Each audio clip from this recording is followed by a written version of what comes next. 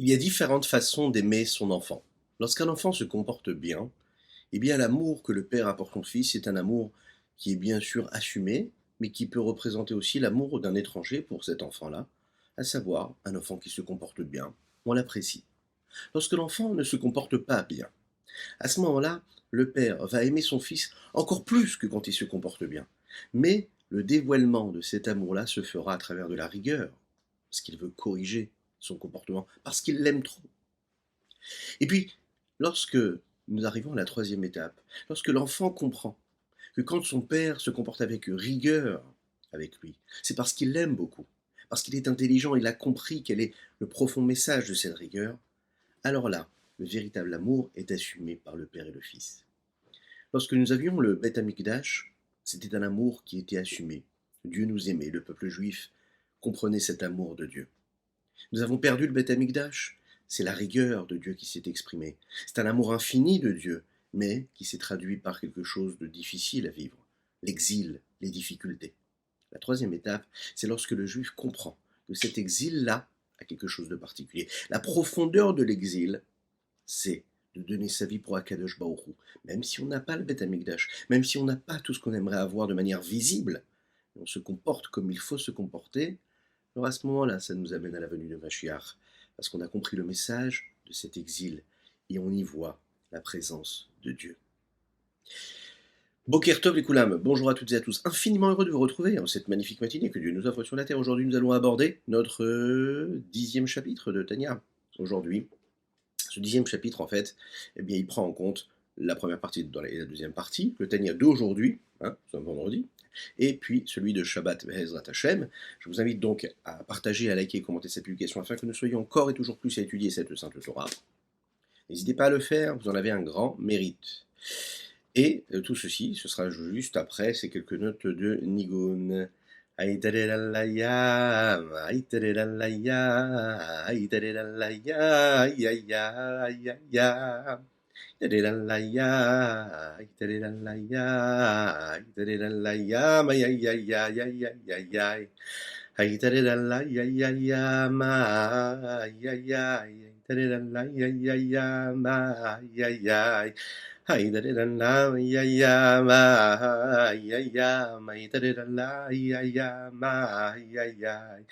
Ay da da la ya ya ma ya ya ya ya ya ma ya ya da da la ya ya ma ya ya da da la ya ya ma ya ya ya ma ya ya da da la ya ya ya da da la ya ya ya ya da ya ya da-da-la, ya, ya, ya, ma, ya, ya, ya, da-da-la, ya, ya, di-di-dam, ay, ay, ay.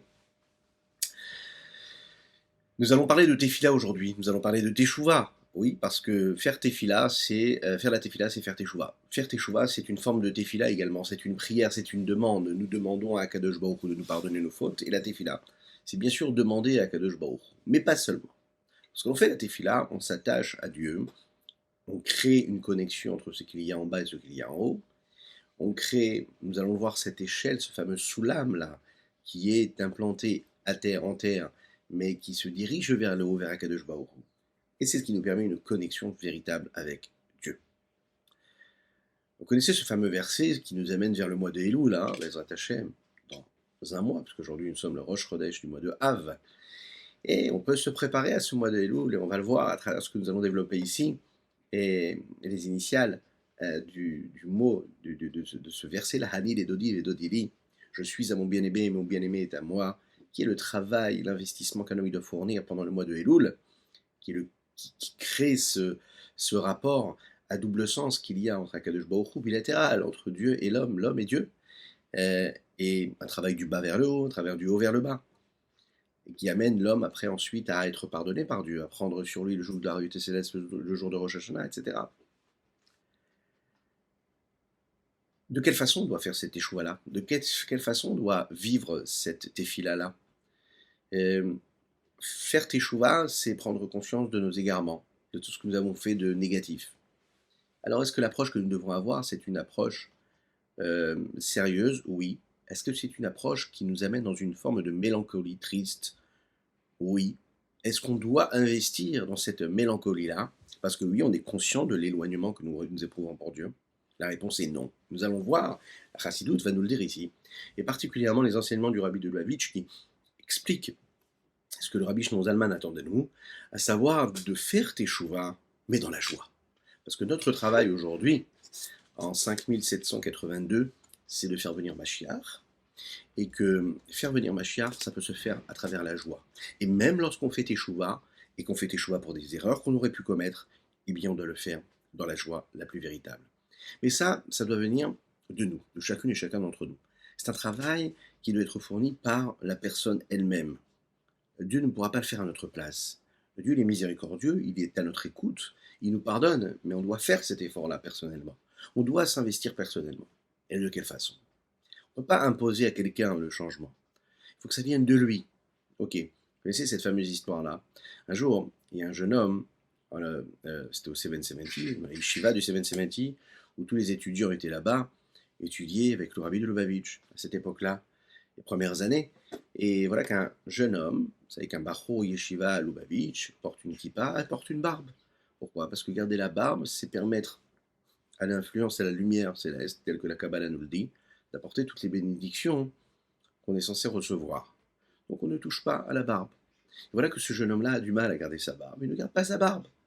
Le rabbi de Lubavitch un jour appelle le Rav Yoel Kahn, qui est un des responsables à cette époque-là. Le Rabbi Yoel Kahn, c'est lui qui a écrit, qui a répété tous les discours du rabbi que le rabbi prononçait pendant des années, une sommité.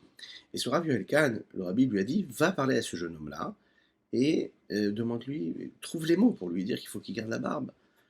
Et le Rav Yoel Kahn va le voir, essaye de lui parler, et ce jeune homme-là n'en refuse, il n'accepte pas. Quand le Rav Yoel Kahn insiste, il dit, ok, très bien, si vraiment c'est important pour le rabbi, je le ferai. Alors, je vais le faire, et on verra comment le rabbi réagira. Si le rabbi réagit vraiment, alors à ce moment-là, je la garderai. Sinon, je ne la garde pas. Quelques jours, quelques semaines après, il devait célébrer son anniversaire, donc il décide de garder la barbe pendant ces quelques jours-là, et de se présenter devant le rabbi pour avoir ses bénédictions en l'honneur de son anniversaire. Et le rabbi n'a pas du tout de réaction. Le rabbi ne lui parle pas du tout de sa barbe. Il lui donne des bénédictions de son anniversaire, il lui parle sûrement de son étude de la Torah, de comment ça se passe à la yeshiva, etc. Cet élève-là est très surpris, déçu aussi, on ne lui a pas donné l'attention qu'il attendait, il sort de chez le rabbi et il va retirer sa barbe. Le rabbi, quelques jours après, croise le Rav Yoel Kahn et lui dit, mais alors, t'as pas réussi à faire en sorte que ce jeune homme-là garde sa barbe? Voilà qu'il a encore enlevé sa barbe. Et le Rav Yoel Kahn lui dit, ben, apparemment il a été déçu, parce qu'il a vu que vous n'avez pas prêté attention à son effort, vous n'avez rien dit. Donc ça l'a découragé. Le rabbi lui a dit comme ça au Rav Yoel Kahn à la Shalom, en montrant sa barbe, il a dit, moi ce que je veux, c'est qu'il ait une barbe à lui, pas qu'il ait ma barbe. Je veux que ce soit sa barbe. Il faut que l'effort vienne de lui. Il ne faut pas qu'il le fasse pour moi, il faut qu'il le fasse pour lui. Lorsque l'on veut véritablement changer dans notre vie, lorsque l'on veut véritablement se transformer, évoluer véritablement, se sanctifier, se purifier, s'attacher à Kadosh Baruch Hu, dépasser l'état dans lequel on est, dépasser le niveau de vie, de spiritualité que nous avons. On veut assumer le changement, c'est quelque chose que l'on doit vivre profondément. On doit le vivre, ça doit venir de nous. On doit comprendre, on doit faire un travail personnel profond pour intégrer cette idée-là, pour le ressentir, pour avoir la conscience, pour que cela s'impose, que cela va de soi, que l'on agisse de cette façon-là ou d'une autre façon. Non pas parce qu'on nous l'a imposé, non pas parce que on nous l'a expliqué même si on nous a même expliqué l'importance que cela peut avoir. À aucun moment ce ne doit être fait pour l'autre, ça doit être fait pour nous-mêmes, c'est-à-dire assumé, compris dans la profondeur du sujet. Alors, dans l'éducation des enfants pourtant, on éduque un enfant même quand il ne comprend pas à faire, à avoir des agissements, à avoir un comportement, à s'habiller d'une certaine façon, à parler d'une certaine façon. C'est ce qu'on appelle l'éducation. Parce qu'un enfant, dès le départ, vous le savez, un enfant, il est ramené au rave. Quand il est petit, vous savez, prenez un enfant de 2 ans, il est très cruel. On a déjà abordé cette question-là. La chassidoute en parle aussi.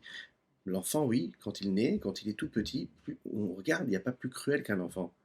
Il mord, il frappe, il prend les affaires des autres, il est jaloux, il est envieux, il est colérique. Oui, c'est assez particulier. Et oui, mais c'est le but des parents. Le but des parents, c'est d'éduquer les enfants. Donc on va lui apprendre à grandir, hein, et on va le faire pousser comme il faut et on va l'amener dans les bonnes directions. Donc oui, en effet, même s'il ne comprend pas aujourd'hui l'importance de ne pas mettre les doigts dans la prise, on va quand même lui expliquer qu'il ne doit pas le faire. Même s'il ne comprend pas pourquoi aujourd'hui c'est important d'être bien habillé, proprement, de bien se tenir en société, eh bien, on va lui expliquer qu'il faut le faire. Même si on va trouver ça bizarre autour, eh bien, on va lui faire une remarque. On va le remettre à sa place. On va l'éduquer. On va lui apprendre à vivre en société, à bien se comporter. Bon. Mais il ne comprend pas encore ce qui est bon ou pas. Il ne comprend même pas. Une personne qui est autour pourra vous dire: «Non mais qu'est-ce que ça veut dire? Tu es trop dur avec tes enfants». Mais laisse-le, hein. On vit dans une période, dans une société aujourd'hui où il faut surtout pas brusquer l'enfant, faut surtout pas, faut le laisser s'épanouir tout seul, faut qu'il ait sa vision des choses. Faux, totalement faux. Depuis que le monde est monde, la Torah nous le dit, un enfant, il faut l'éduquer. Ça fait partie du devoir des parents, des professeurs. Alors attention, ça se fait avec amour, et l'enfant ressent que c'est avec amour. Mais éduquer, montrer la route, montrer le chemin, dire ça c'est oui, ça c'est non, ça c'est bien, ça c'est pas bien.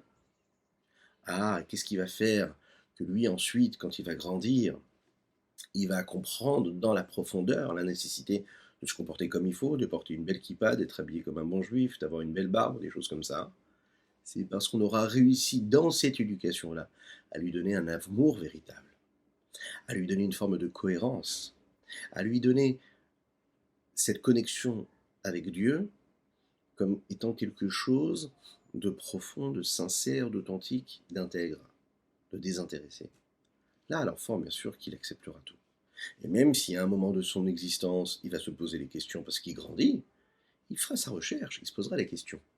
Mais ensuite, il reviendra à la réponse. Et la réponse, c'est ce qu'il y a dans la profondeur de son âme, et ça deviendra ce que lui, il est. La tchouva, la tfila, c'est réussir à faire cela. Dans les relations humaines, on a parlé là maintenant de l'éducation, d'un parent avec son enfant, mais il y a aussi des relations qui peut y avoir entre deux personnes. Alors c'est un lien qui est bilatéral, à double sens. Et parfois, dans les rapports humains entre deux personnes, eh bien, il n'y en a qu'un seul, en fait, qui crée le lien, l'autre, lui, non, ne fait rien, ne fait pas d'effort. On connaît ça. Ça peut être dans les rapports que nous avons avec nos amis, nos proches, ça peut être ce qui se passe aussi également dans le couple. Alors, est-ce que ça veut dire que le deuxième ne fait rien? Non. Il peut s'associer à l'action. Il va aussi faire, d'accord? Mais il ne va pas être l'instigateur. C'est pas lui qui va faire bouger les choses. C'est pas lui qui motive le mouvement. Il y a toujours un qui fait plus que l'autre. Hein, dans le couple, on va dire à son épouse, mais c'est toujours moi qui prends les initiatives. C'est toujours moi qui trouve les idées, qui cherche l'endroit où on va aller quelques jours en vacances, qui cherche la solution pour pouvoir payer de cette façon ou de cette façon. C'est toujours moi qui suis au charbon. Et il y a l'autre qui va dire, ben non, pas du tout, c'est moi. Hein, souvent, c'est un dans un domaine, un dans l'autre. Quand on arrive à une harmonie véritable, c'est quand on réussit à être dans cette telle harmonie qu'on ne remarque même plus qui c'est celui qui pousse.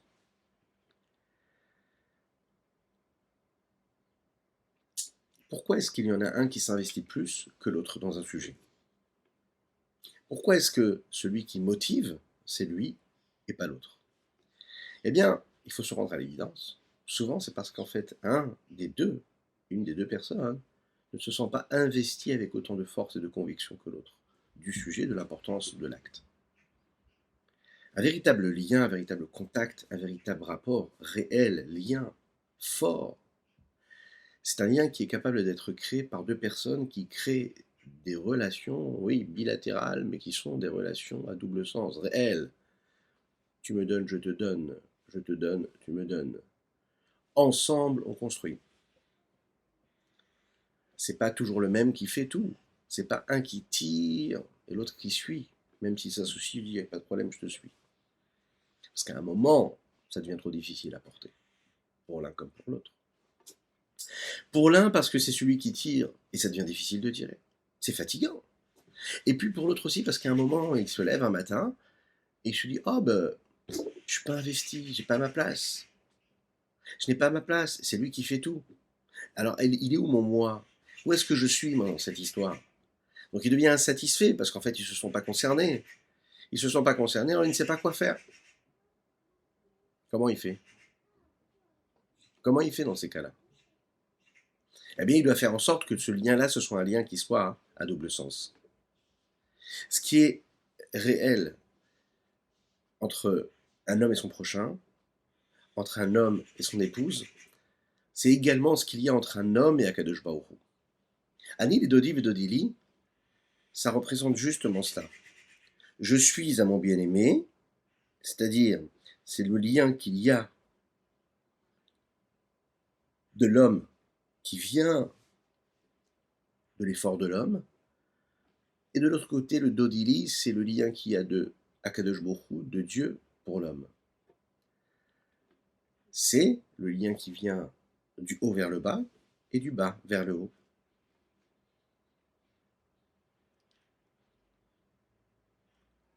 On doit chercher en fait dans son existence pour trouver de l'harmonie, de la paix, de la sérénité, toujours un rapport à double sens, un contact à double sens.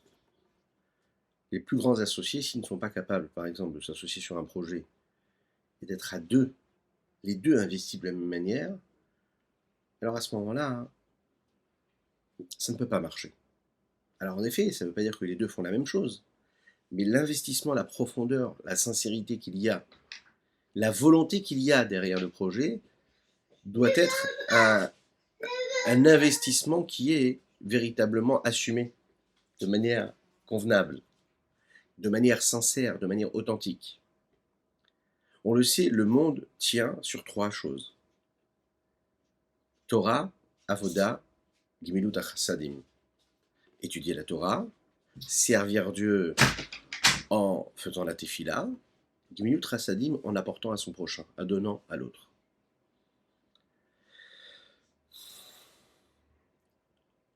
Dans les deux derniers cours, nous avons abordé la nécessité de faire teshuva de manière inférieure ou de manière supérieure. Teshuva tata et teshuva ila. Il y a deux façons de s'attacher à Dieu, du haut vers le bas et du bas vers le haut. Je prends Dieu avec moi, du haut vers le bas, c'est-à-dire que je l'associe à ma vie, et puis je l'associe à ma vie, et puis je le suis partout où Dieu décide de m'emmener. Il y a l'attachement à Dieu qui vient du bas vers le haut, c'est quand l'homme réussit à investir en lui beaucoup d'efforts, jusqu'à arriver à se changer complètement. Il fait un effort pour s'élever, pour créer un lien qui vient de lui vers le Créateur. On peut décrire cela à travers les deux mots qui sont cette situation où l'homme se rattache au Créateur à travers une échelle, il va monter de niveau en niveau, et il y a le lien qu'il pourrait y avoir avec Akadosh Baruch Hu, qui est un lien de transmission, vous savez, quand il y a un faisceau comme ça qui relie deux personnes, ou deux choses, deux éléments. Il va investir beaucoup afin d'amener dans sa vie, dans son monde à lui, la sainteté. C'est pas plus difficile que ça en réalité, plus compliqué que cela. Comment dans ma vie de tous les jours, dans mon quotidien, je réussis à faire entrer de la sainteté? J'ai pas de monde, deux compartiments différents, on l'a expliqué hier. C'est dans chaque chose que je fais, je trouve l'expression même de Dieu qui s'assume et qui se vit, qui s'épanouit. Ça, c'est quand on prend quelque chose qui est en haut et qu'on le fait descendre vers le bas. Lorsqu'on prend une échelle qui, elle, est en bas et qui va vers le haut, puisqu'elle prend son assise en bas, c'est un processus qui est inverse. C'est-à-dire que l'homme sort de son quotidien, il sort de son état, et il évolue, il se détache quelque part de ses contraintes, de sa petite vie, pour s'élever et monter vers le haut. Et ça, c'est différent.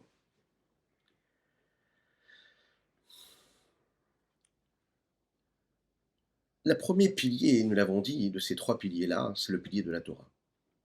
La Torah, elle est dit, et nous lisons tous les jours dans les bénédictions du matin, Venatan lanu et Torato. Dieu nous a donné sa Torah. Ça veut dire que la Torah, c'est un don que Dieu nous a donné, qui vient de Dieu. C'est un cadeau qui vient du haut vers le bas. qui vient du donneur vers le receveur, qui vient du créateur vers l'homme, et même lorsque l'homme s'investit et fait beaucoup d'efforts pour comprendre la Torah, alors il a une récompense. Yagata Umatsatatamin, celui qui cherche à comprendre et qui a investi dans sa compréhension, dans sa recherche de compréhension, alors il comprendra. Il va réfléchir à la sagesse de Dieu, il reçoit en cadeau ce que Dieu veut lui donner à travers cette sagesse. Est-ce que c'est une chorma qui vient de l'homme? Non, l'homme se met en mouvement intellectuellement pour comprendre la sagesse de Dieu. Quand l'homme étudie la Torah, il devient donc ce moyen de transmission et il devient le moyen où va traverser la chorma de Dieu dans le monde en réalité. Quelque part, il devient le réceptacle, il devient l'outil. Hein, il devient l'outil. La chorma de Dieu, elle doit descendre dans le monde. Quand l'homme étudie, il devient en fait ce réceptacle qui va recevoir cette sagesse qui va venir dans le monde. Nous avons l'étape qui est celle de la tfila, qui elle aussi, nous allons le voir, par définition, est ce que nous appelons le sulam ou tzavartza, c'est-à-dire cette échelle-là qui est en bas. Et nous avons le gimilut rasadim. Gimilut rasadim, c'est ce troisième pilier. Lorsqu'un homme donne la tzedaka à celui qui en a besoin, en fait, à ce moment-là, il veut exprimer, il a un sentiment. Il ne sait pas pourquoi, il ressent le besoin d'aller aider quelqu'un. D'accord? Alors, qu'est-ce qui s'exprime en lui? Bien sûr, ce sont des traits de caractère, c'est sa générosité qui s'exprime, sa bonté. Mais à ce moment-là, il devient le relais quelque part d'Akadosh Baruch Hu, de Dieu ici-bas sur terre. Quel relais? La dimension de bonté et de miséricorde qu'il y a chez Dieu et qui à ce moment-là passe à travers l'homme qui lui va avoir un acte de bonté.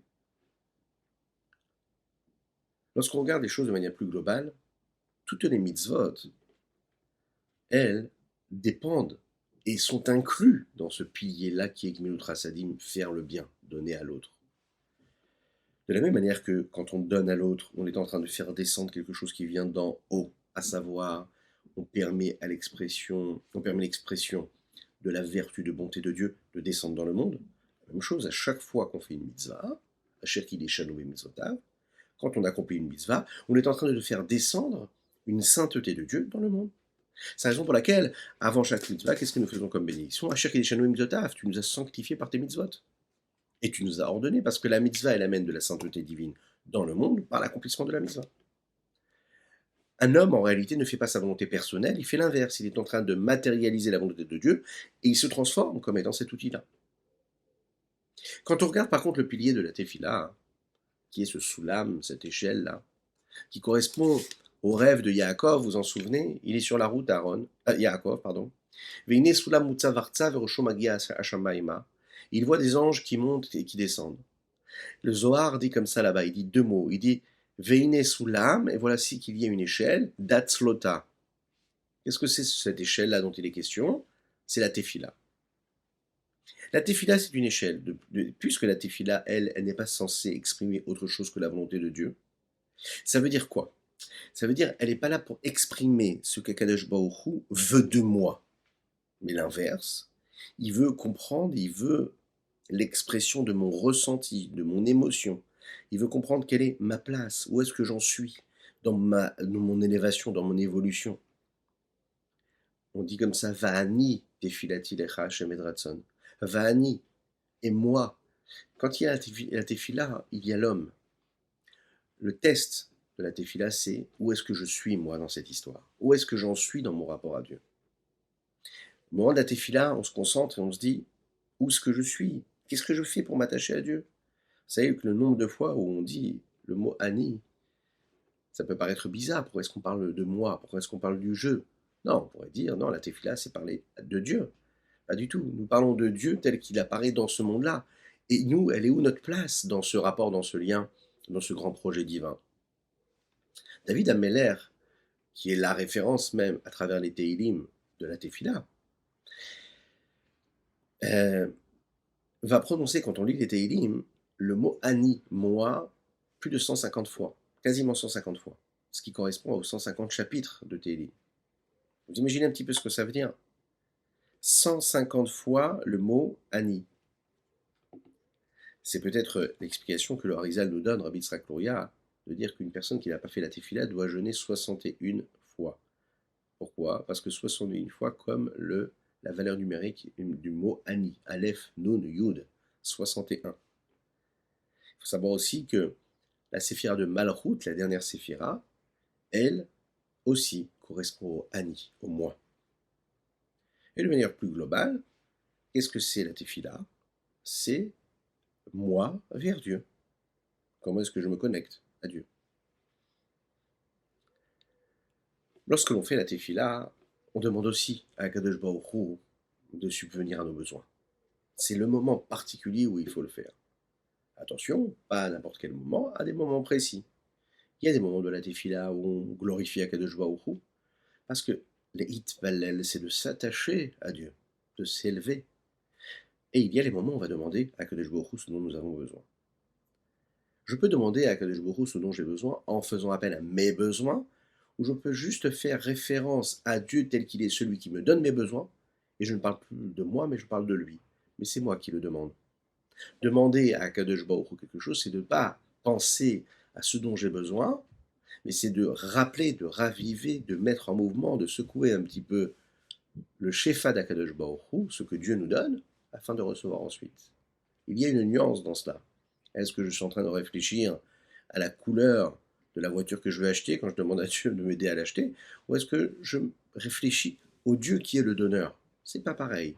Dans les deux cas, je parle de mes besoins à moi, mais là, je fais référence à Dieu, et là, je fais référence à moi.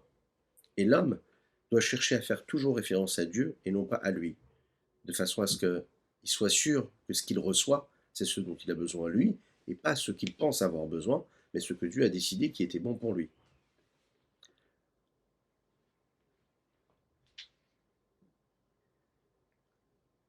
Va'ani tefilati, je dois mettre toute ma personne dans cette tefila. Donc, le mouvement, il est du bas vers le haut. Je fais un travail et je m'investis et je m'élève. Dans le chapitre précédent, nous l'avons vu ensemble que l'attachement d'Akadosh Baruch Hu qui s'exprime à travers l'étude de la Torah, à travers le don, à travers le partage, à travers la tzedaka,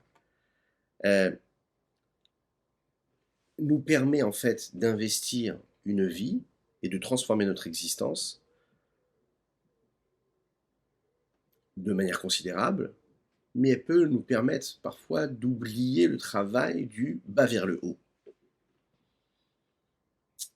C'est-à-dire que pas obligatoirement qu'il y aura un véritable changement dans ce que je suis, un travail sur mes traits de caractère. Je vais faire quelque chose, je vais étudier quelque chose. Mais il est probable que cette partie intellectuelle qui est mise en mouvement, ou même cette partie émotionnelle qui est mise en mouvement lorsque je fais un acte de bonté, ne me transforme pas réellement. Cet acte de bonté peut être l'expression d'une vertu qui est en moi, mais pas quelque chose qui vient d'un travail personnel, d'un effort du bas vers le haut, de changement. Il est probable que ma personne ne soit pas encore un réceptacle qui permettra l'attachement à Dieu véritable. Je peux être complètement détaché de Dieu. Détaché de Dieu. Comme cet homme qui a la foi en Dieu, qui a la foi, mais qui dans ses agissements peut faire l'inverse. On peut avoir la émouna, on peut avoir la foi, mais pas faire ce qu'il faut. Un jour, le rabbi de Lubavitch, pendant une hitvadout, il y a une personne qui est passée. Il faisait les chaïm et les gens passaient, ils échangeaient quelques mots avec le rabbi, souvent lorsqu'il y avait des invités qui venaient de l'extérieur. Et le rabbi de Lubavitch s'est exprimé ainsi en disant et en parlant de ce qu'est la Emouna. Il a dit comme ça. Dans le dollar, aux États-Unis, il y a une phrase très intéressante. Il y a marqué comme ça. In God, we trust. En Dieu, nous croyons. Ok. Le rabbi lui a dit, regarde, il y a un autre mot en anglais qui parle de la foi, de la croyance. C'est believe. I believe. Je crois. Quelle est la différence entre les deux? C'est que believe, c'est croire en quelque chose, mais pouvoir faire l'inverse de ce en quoi on croit. Trust, c'est donner sa vie pour ce à quoi on croit.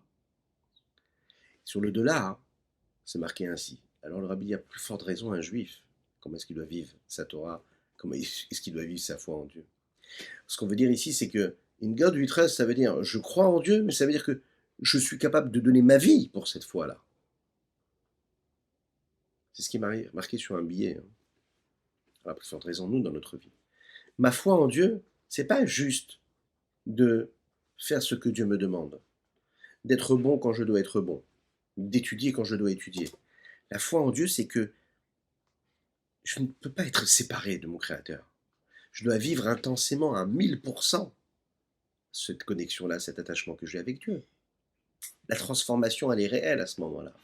Je vis cette foi en Dieu. Je me bats pour ça, c'est mon obsession. Je donne ma vie pour ça. Je suis sur le front. Je ne suis pas en train d'analyser comment je vais combattre. Je suis sur le front, je suis sur le fil. Et c'est difficile. Et je tombe et je me relève et je me bats. Et je sais que j'ai un combat à mener.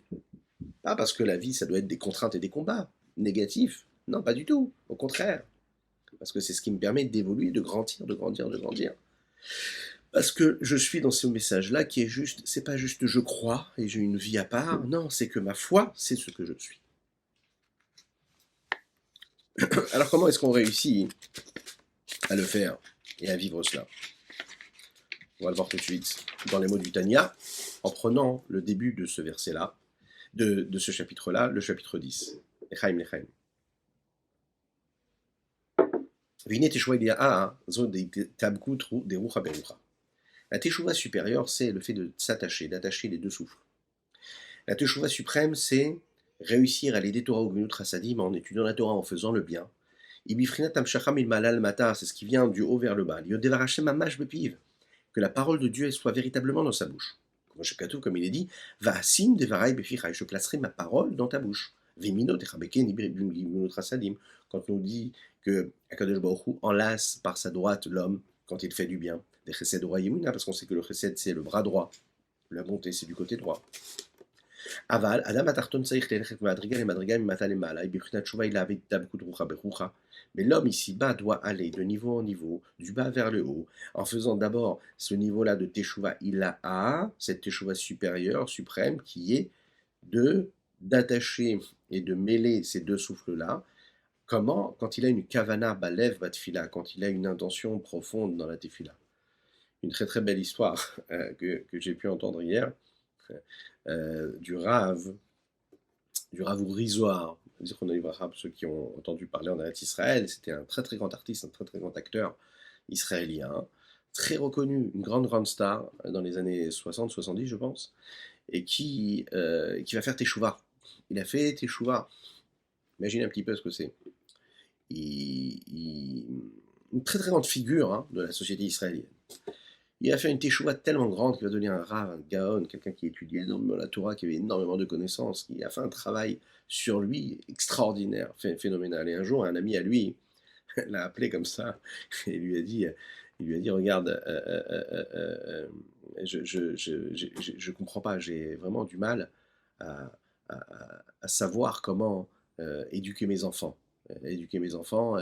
Il y en a qui partent de ce côté-là, il y en a qui partent de l'autre côté, ils ne font pas ce qu'il faut, je suis perdu, etc. etc.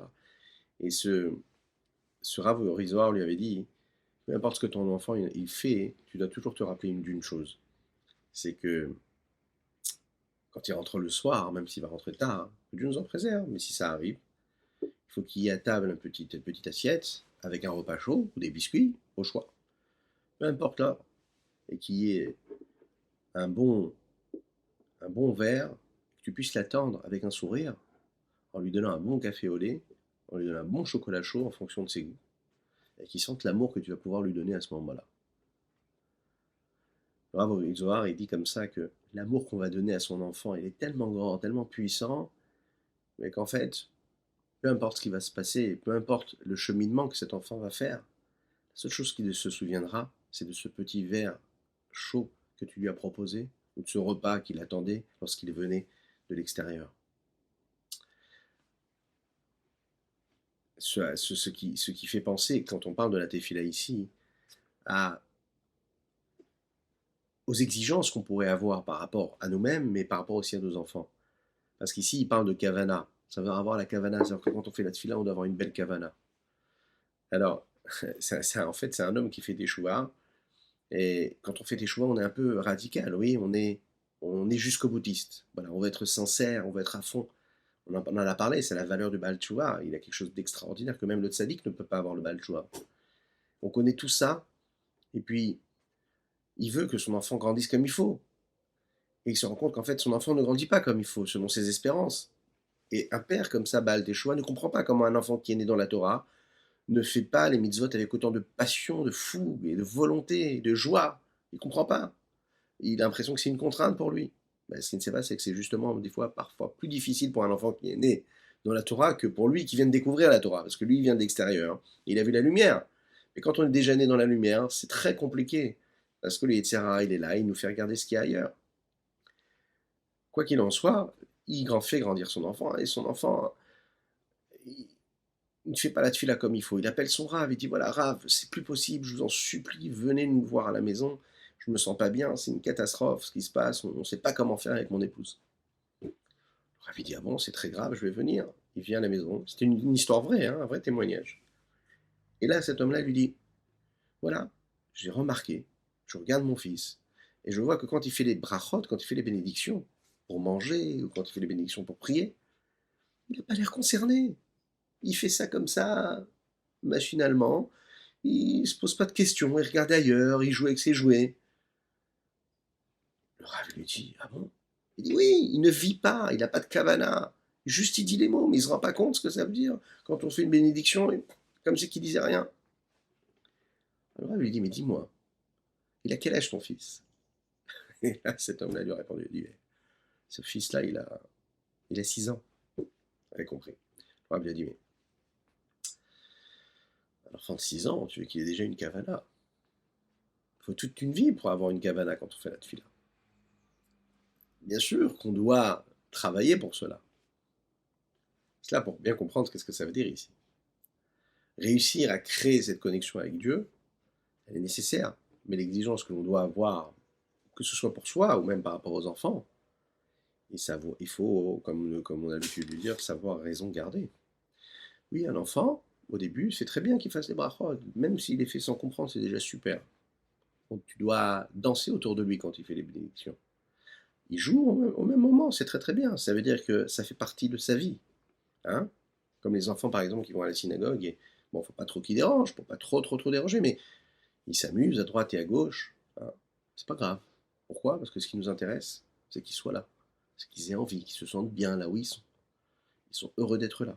Voilà, prenez un enfant, comme le rabbi de Lubavitch avait l'habitude de dire, un enfant qui déchire un livre de Kodesh, un livre de Torah, c'est pas grave.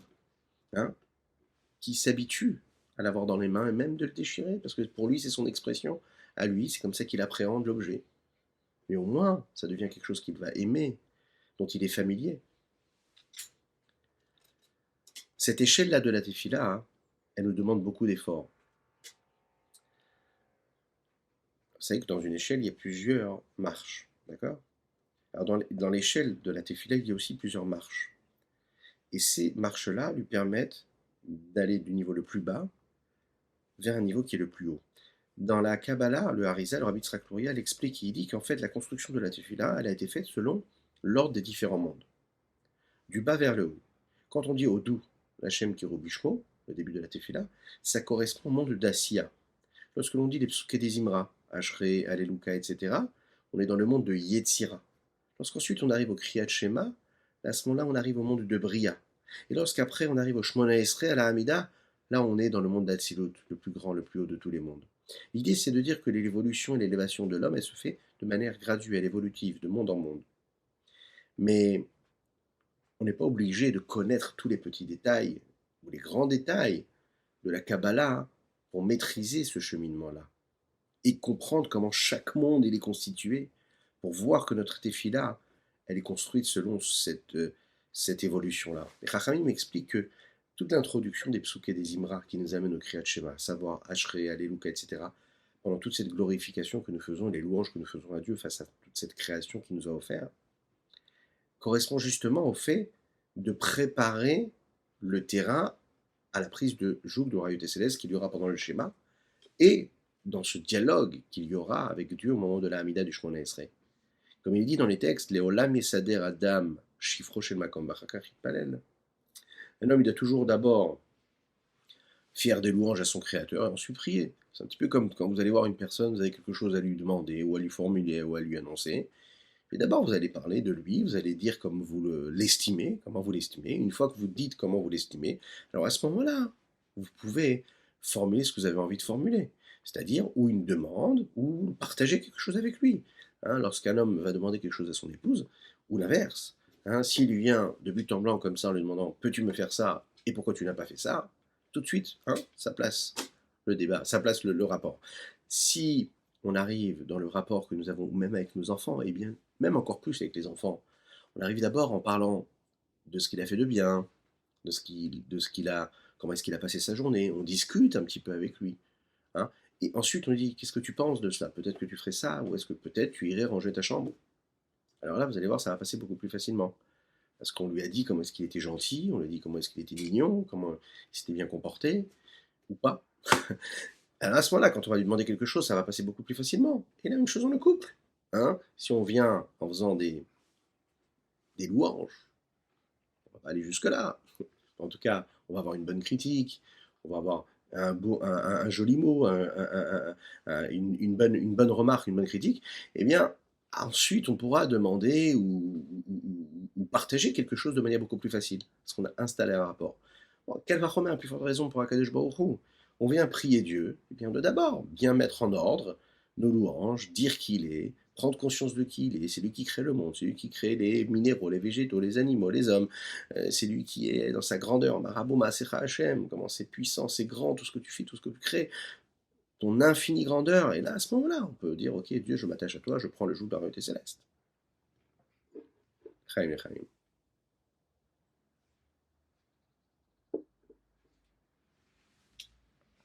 Là, il y a une question qui se pose. Quand on parle d'un enfant avec ses parents, quand on parle d'une épouse face à son mari ou d'un mari face à son épouse, quand on parle même d'une personne de pouvoir, quand on parle de quelqu'un qui doit parler à son patron, qui doit lui demander quelque chose, quand on parle de quelqu'un qui doit demander quelque chose au maire de la ville, au président de son pays, au roi, on peut comprendre qu'on a besoin de faire des louanges.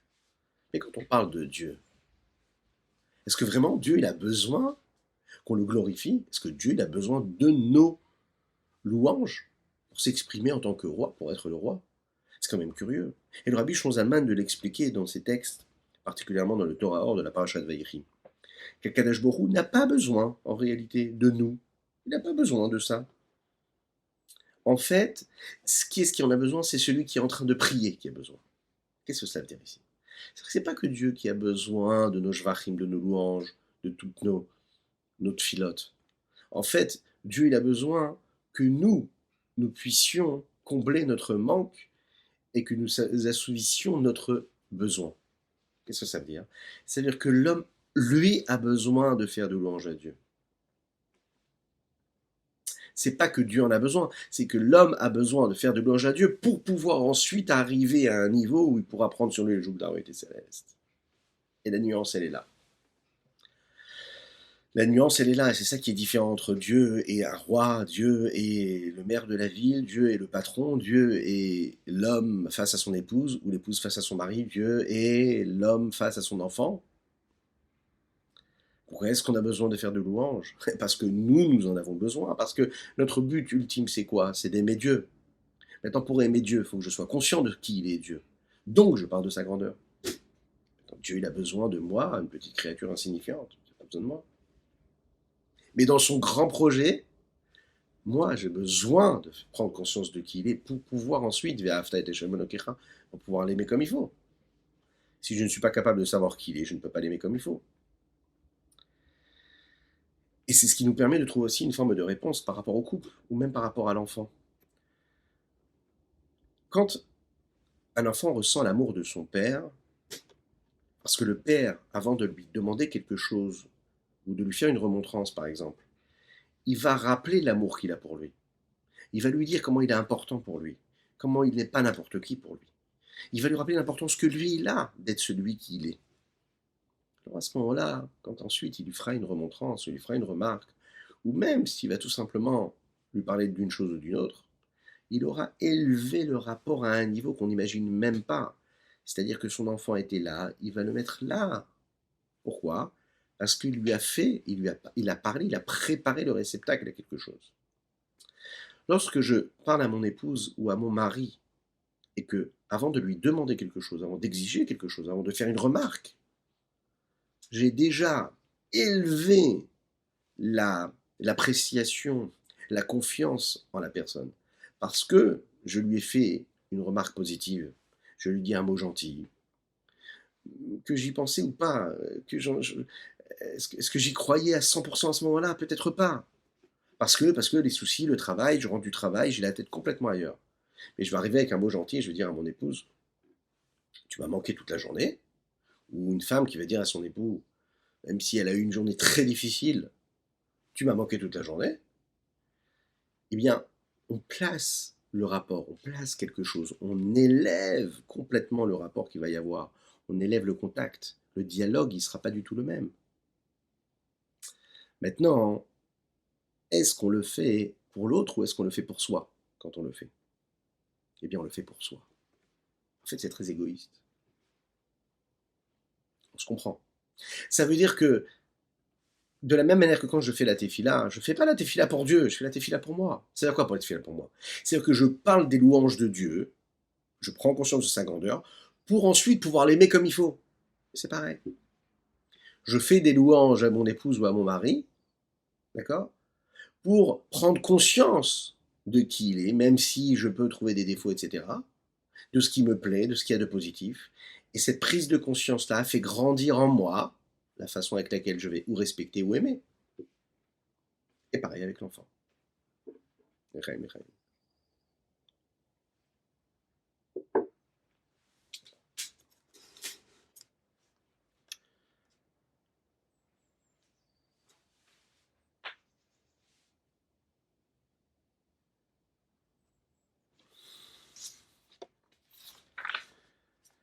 Ou bifrat du Kriyat Shema ou bichoté, précisément et particulièrement quand on lit le Kriyat Shema et toutes ses bénédictions. Qui de l'omar ve'afta ve'gomer b'chol levavcha b'chol nafshecha ve'gomer be'emet la'amito. On nous demande d'aimer Dieu comme il faut, c'est-à-dire de l'aimer de tout notre cœur, de toute l'âme, de toute notre âme, avec une véritable vérité, hein, si ça peut se dire comme ça.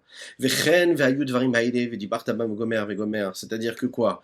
On nous demande en fait, quand on fait le Kriyat Shema, eh bien, que toutes les paroles que Dieu nous a données, on puisse nous les intégrer, qu'on puisse en parler, qu'on puisse les partager avec nos enfants.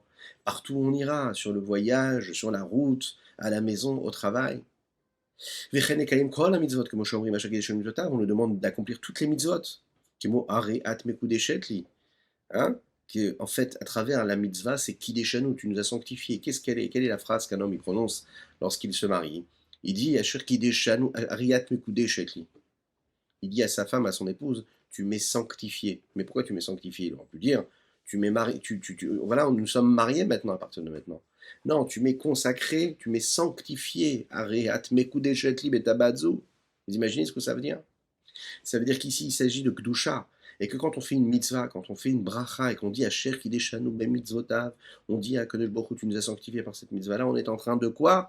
De vivre un lien, de vivre un contact, de vivre une sanctification de l'être comme un homme il peut le vivre lorsqu'il se sanctifie à travers le mariage, et qu'il sanctifie son épouse grâce à cela. C'est quelque chose d'énorme. Chaque mitzvah, chaque occasion que nous avons dans la journée, on peut vivre quelque chose d'aussi énorme qu'un mariage. Vous imaginez ce que ça veut dire? C'est vraiment ça en fait. Hein. Comment? Ibrinat Kodesh Elyon. C'est une sanctification suprême, véritable.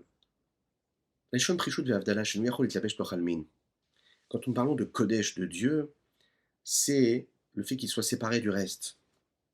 Comme un homme et une femme qui se séparent du reste du monde, Akadosh Baruch Hu, à travers sa Kedusha, se sépare du reste, c'est-à-dire de tout ce qui peut être profane ou inverse à la sainteté. A priori, chez nous, Yachol et Tlabesh Lochalmin, qui ne pourrait pas en réalité s'habiller dans les mondes, la Mishul Dekula Kamelekela Hashiv, parce qu'Akadosh Baruch Hu, devant lui, rien n'est considéré. Et la Bifrinat Sovev Kolalmin, si ce n'est que par ce niveau-là de Sovev, de présence et de lumière qui entoure les différents mondes. Ou Retson Aïdon Baoru à travers sa volonté supérieure et suprême, etc. Comme comme nous l'avons dit et expliqué dans le chapitre 46. Après la tefila aussi, nous disons cela. Nous devons absolument Nous, quand on dit après la tefila, c'est-à-dire après la Hamida, hein, dans les versets que nous disons juste après, les psaumes que nous rappelons, on dit Elecha Hashem nafshi ça, c'est vers toi que j'élèverai mon âme. C'est-à-dire de s'attacher à Kadosh Baruch Hu tous les jours. Kol hayom bechulei. Vekol ze tout cela, l'idée de benu de gulatin sova urba makatadat bishtaim lefanea ou b'psuke dizimra kanuna. Et tout ça, on peut l'atteindre, ce niveau-là, parce qu'on a eu une réflexion qui était belle, qui était grande, et qu'on a réfléchi à l'infini du Saint béni soit-il, en approfondissant la sagesse qui était nécessaire et la conscience que l'on peut retrouver dans les deux premières bénédictions qui sont avant la lecture du schéma, et les bénédictions qui sont après le schéma, ou bien Psuke des Imra, d'accord, comme nous l'avons dit, tous les psaumes que nous prononçons avant d'arriver au schéma Israël. Une belle histoire. En fait, il faut monter et descendre en même temps, quelque part sur cette échelle. Comment? Reb Binyamin Kletzker, Rabbi Binyamin, qui lui était un vendeur de bois. C'était un commerçant qui vendait beaucoup de bois. Et on l'appelait comme ça parce qu'il avait quelque chose de particulier. Reb Binyamin, c'est un très très grand chassid. Un homme que quand il faisait la tefila, en fait, elle durait des heures quantitatives et qualitatives. C'est-à-dire qu'il priait avec un attachement, avec une ferveur phénoménale, une concentration phénoménale. À tel point qu'au moment où il faisait la tefila, il ne savait même pas ce qui se passait autour de lui. Un jour, Rabbi Shlomo de Karlin est arrivé avec un de ses élèves dans le Beth Midrash du Admour Hazaken. Rabbi Shlomo de Karlin a vu cela et il a fait, il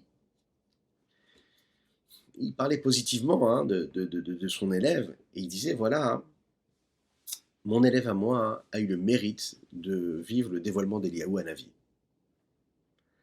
En réponse à cela, le Admour Hazaken, Rabbi Shlomo Zalman, a montré du doigt ce Reb Binyamin Kletzker, là, ce vendeur de bois, et qui était en plein milieu de la tefila de Shmona Esrei, la Hamida, et il a regardé comme ça, il a dit voilà, chez Reb Binyamin, tu peux voir ici le dévoilement de la Yechida chez Benefesh. Qu'est-ce que c'est chez Yechida chez Benefesh? C'est la partie la plus élevée de l'âme. On sait que l'âme est dotée de 5 dévoilements. Nefesh, Ruach, Neshama, Chaya, Yechida. Et Yechida, c'est ce qu'il y a de plus profond, ce qui nous relie à Kadosh Baruch Hu, c'est ce qui nous relie à quelque chose d'infini, le niveau le plus élevé de l'âme. Le Admour Haïmsaï, le fils de Rabbi Shlomo Zalman de Liadi, a vu un jour ce Reb Binyamin là qui priait, qui faisait cette tefila. Il a dit, quand Reb Binyamin est en train de prier, les anges qui y a en haut, dans le ciel, eux, aimeraient échanger ce qu'ils sont en train de faire, c'est-à-dire leur service de Dieu, avec la tefila de Reb Binyamin. Imaginez ce que ça veut dire. Maintenant, on ne parle pas d'un homme qui était un tzaddik, ou d'un grand rab, ou quoi que ce soit. On parle d'une personne qui avait un métier, c'était de vendre du vin, de vendre du bois. Et Chaim, comment il est arrivé ici le vin?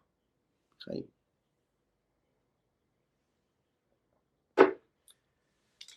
Pourquoi? Parce que Rabbi Binyamin, en fait, c'était un commerçant. Et il avait des salariés qui étaient là et qui coupaient le bois tous les jours. Lui, il achetait ces morceaux de bois et il vendait ce bois-là à d'autres personnes. Maintenant, vous imaginez bien, pour être un commerçant comme ça, il faut avoir de bonnes épaules pour bien gérer son affaire. Et lui, il réussissait à bien gérer son affaire. Et il faut surtout aussi avoir des pieds bien posés sur le sol. Être posé. Ne pas faire de bêtises, ne vendre ce qu'il faut comme il faut. Il faut bien comprendre l'intérêt que celui qui est en train d'acheter a, et comprendre aussi les limites que l'on peut avoir à vendre de cette façon ou d'une autre façon. Mais Reb Binyamin, c'est un chassid de l'Admour Hazaken, Rabbi Shlomo Zalman, et il savait qu'un homme doit être dans les deux mouvements en même temps. Il savait d'un côté être dans le mouvement du don, de l'autre côté d'être dans le mouvement de la réception. Ce que nous appelons dans les termes de la Teshuvah et du lien que nous avons avec Dieu, Ratso Veshov, être dans un mouvement où je suis du bas vers le haut et dans un mouvement qui est du haut vers le bas. Ça veut dire être capable de faire une tefila où je vais me détacher complètement du monde dans lequel je vis, je m'extrais complètement de la matérialité, je monte jusqu'au ciel. D'un autre côté, je suis capable de redescendre sur terre et d'aller vendre du bois qui a été coupé.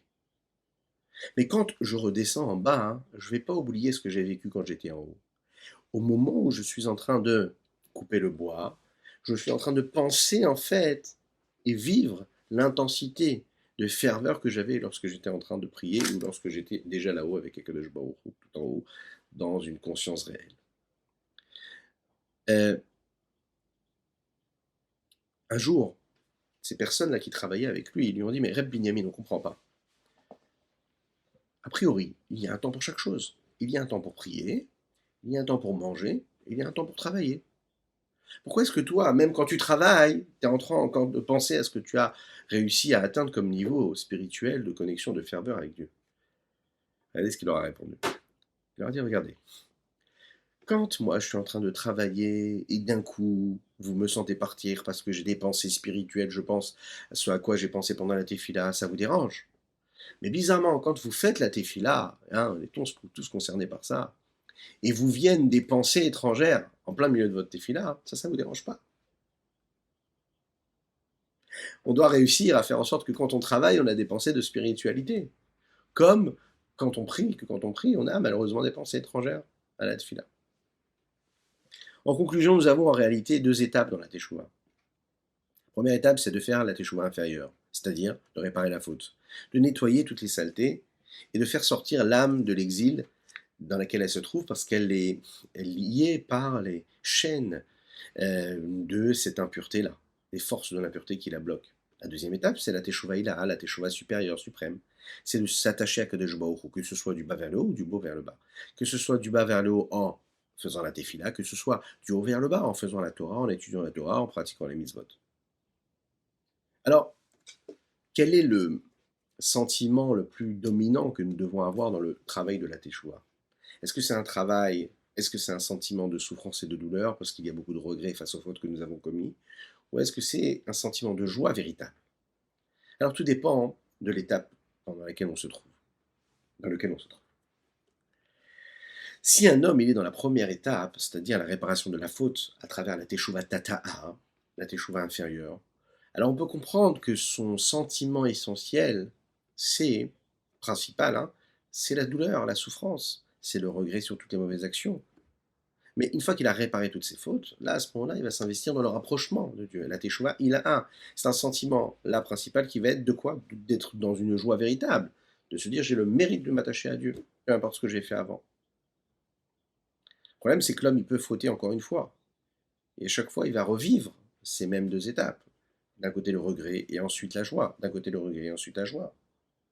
C'est la raison pour laquelle, par rapport à ce sentiment-là, il est dit que quand on fait la tefila, dans le Talmud, Brachot, il est dit un homme, il va faire la tefila, il faut qu'il fasse la tefila en ayant une tête bien lourde. Ça veut dire quoi? Ça veut dire que avoir une tranquillité, avoir une certaine tranquillité, une sérénité dans sa tête pour pouvoir prier. Ça veut dire quoi? Une forme de soumission. Tu es conscient de qui tu viens prier. Tu ne viens pas prier comme ça avec frivolité. Non, tu as un sérieux véritable. Tu dis, je vais prier le roi des rois, Kadosh Baruch Hu. Mais d'un autre côté, dans la même partie du Talmud, dans le traité Talmud de Brachot, il dit En omdim leit palel ela betor simcha. On ne s'apprête à prier que quand on est dans la simcha, dans un sentiment de joie. Bah alors, comment? Comment est-ce qu'on peut être dans une forme de soumission, ce que nous appelons la achna'a, et en même temps être dans la joie? Mais c'est deux sentiments qui sont totalement contraires, a priori. Hein. Et la réponse, elle est comme ça. Il y a deux étapes. La tefila elle-même, elle a pour but le rapprochement avec Hachem. Elle a pour but de s'attacher avec Hachem. C'est la teshuva ilaha, le retour suprême vers Dieu. C'est-à-dire que j'ai une joie phénoménale d'être conscient que je suis dans les mains d'Hachem, que je m'attache à Kadosh Baruch Hu à travers les mots que je suis en train de prononcer dans la tefila. Donc c'est une simcha véritable, une véritable joie. On sait aussi que la Shrina ne peut résider s'il n'y a pas de simcha. La Shrina ne réside pas quand il y a de la tristesse, que Dieu nous en préserve. La Shrina, elle peut résider quand il y a de la joie. Alors, c'est à quel moment qu'on doit subir cette souffrance-là que nous avons et vivre cette souffrance que nous avons face aux fautes que nous avons pu commettre? Alors les Chachamim nous disent, eh bien ça, sache bien que c'est pas pendant la tefila, ça peut être fait uniquement avant la tefila. Tu te mets dans un coin, tu réfléchis à ce que tu as fait de bien ou pas, c'est-à-dire Koved Rosh, tu prends conscience devant qui tu vas parler, et après cela, tu vas passer à une étape où tu vas prier avec la joie. C'est la raison pour laquelle cette étape-là qui nous introduit à la tefila, hein, c'est pas juste avant de faire la tefila le jour même, c'est quelque chose qui doit être vécu la veille, avant d'aller dormir. Tu prends conscience de tes erreurs, tu fais Kriyat Shema Shalamita, tu réfléchis, tu fais un bilan sur tout ce que tu as fait de bien ou pas, où est-ce que tu en es dans ta vie, tu mets de l'ordre dans ton existence, et le lendemain quand tu te lèves, automatiquement tu es super heureux, parce que tu as la possibilité de t'attacher à Dieu. Et là, à ce moment-là, tu peux danser et chanter. Et dans les mots pour conclure, puisque la tefila, c'est la teshuva ila suprême, il faut quand même l'introduire et faire précéder par la teshuva tata. C'est que les Khamim disaient nom nilit palelem torgoved rosh perej rashi. Rashi dit achnaa, c'est la soumission. Vibrinat teshuva tata, les horaires Khamim katzkarlel kediali fatam begmar mikradichti veim marat nafesh. La Gemara l'explique ici, c'est qu'en fait l'âme ressent une forme d'amertume, amertume face à son égarement, face à son détachement d'Hachem. De notre côté, on voit qu'il faut prier dans la joie. Maintenant, dans cette génération-là, orpheline, on n'a pas la possibilité, et pas tous sont capables de passer d'un état à un autre, d'un extrême à l'autre. C'est la raison pour laquelle ce que l'on conseille à l'homme, c'est de faire cette Teshuvatata pendant Tikud Chatzot, pendant la nuit, comme on l'a dit plus haut. Et celui qui ne peut pas faire ça chaque nuit, au moins il fera ça au moins une seule fois dans la semaine avant Shabbat, jeudi soir. Comme c'est connu pour ceux qui le savent. Shabbat, on sait que le jour de Shabbat, c'est justement Simcha Shel Mitzvah, la joie véritable, une Teshuva un retour supérieur, suprême qui est fait dans la joie. Puisque si on regarde bien les mots, ici, le mot Shabbat est constitué de la lettre Shin, de la lettre Bet, de la lettre Tav, et ce qui correspond également à un autre mot qui est Tachev Enosh, Tachev, revenir, comme Teshuva, Tav, Shin, Bet, les mêmes mots. Qui veut Shabbat, parce que le jour de Shabbat, tous les mondes montent à leur source. Rouler, etc. Bifrat, philot de la Shabbat Vedainam, précisément et particulièrement les tefilot du jour de Shabbat. Vas-y, Yuvan, Mashekatov Shuva, Elai Kige Alticha. De toute façon, on peut comprendre ce qui a été écrit. Shuva Elai Kige Alticha. Reviens vers moi car je t'ai délivré. Pirouche, qu'est-ce que ça veut dire? Qui machar shemachitechav peshaecha, puisque j'ai réussi à effacer toutes tes fautes. Qui avarata sitracha, j'ai fait partir l'autre côté. Ou galtira, je t'ai libéré minachitsonim, de toutes ces forces extérieures. Beitoreru drachamim elonim mitarota ditata vetshuva tata'a. En réveillant la miséricorde supérieure et suprême, en réveillant le bas, en faisant ce travail-là de teshuva tata, kanis karlel, comme il est dit plus haut. Alors à ce moment-là, je pourrais revenir vers toi avec cette Eshuvaïla comme il faut. En conclusion, la tefila c'est cette échelle, et la tefila elle commence par l'effort de l'homme, de manière graduelle et évolutive, où il va faire un travail du bas vers le haut, jusqu'à s'attacher à Kadosh Baruch Hu. Il faut bien se souvenir d'une chose ici, on est dans ce mois de Av, en étant ce jour de Rosh Chodesh qui nous amène vers Elul. Il faut déjà se préparer maintenant à arriver à cela, que comme ça quand on arrive au mois de Elul et ensuite, pendant les fêtes de Tishri, on sera déjà arrivé à un niveau qui sera très très très très élevé d'intensité et de lien avec Hachem. Que Dieu vous bénisse et qu'il vous protège. Nous avons conclu ici notre 10e chapitre de la Higueret et Teshuvah. Je vous souhaite un excellent Shabbat, pour ceux qui nous regardent avant Shabbat, de joie véritable et de Teshuvah Ilaha, justement, une véritable expérience d'évolution et d'élévation vers Dieu. Que Dieu vous bénisse dans tous les dans tous les domaines et qui vous protège, qui vous bénisse dans tous les domaines matériels et spirituels, dans l'abondance, Bezrat Hashem. Et bien sûr, je ne sais pas si on l'a rappelé, nous étudions pour la Refoua chez le Avraham Nissim Ben Sultana, ou les Ilum Nishmat, Aviu Mori Reb Reuven Ben Isser, Alav Shalom. À bientôt. Shabbat Shalom.